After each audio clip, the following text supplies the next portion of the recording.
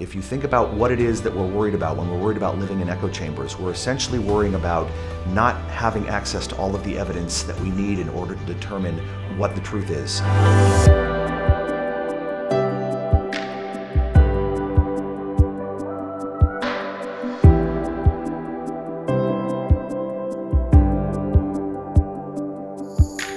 I'm Sandy Goldberg. I'm a professor of philosophy at Northwestern University in Evanston, Illinois. I work primarily in the areas of theory of knowledge and philosophy of language.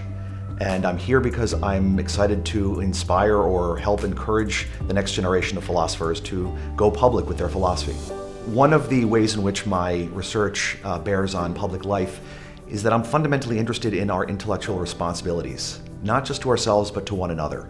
And in this day of fake news and allegations of fake news and what responsibilities we bear, I think that the question about what we owe to each other as epistemic subjects, as people who want to acquire knowledge, is actually very important. So a lot of the big issues that we're talking about today, belief polarization, epistemic bubbles, echo chambers, this has to do with allegations that we're making about one another, about the evidence that we don't have and perhaps that we should have.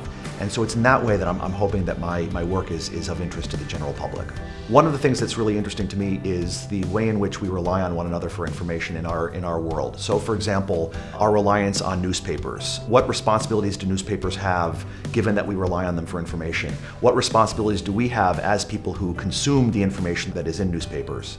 But in addition, I'm interested also in the ways in which we rely on one another in more informal ways. So when we rely on friends for information or we rely on experts, what responsibilities do experts have to us given that we're going to be relying on them?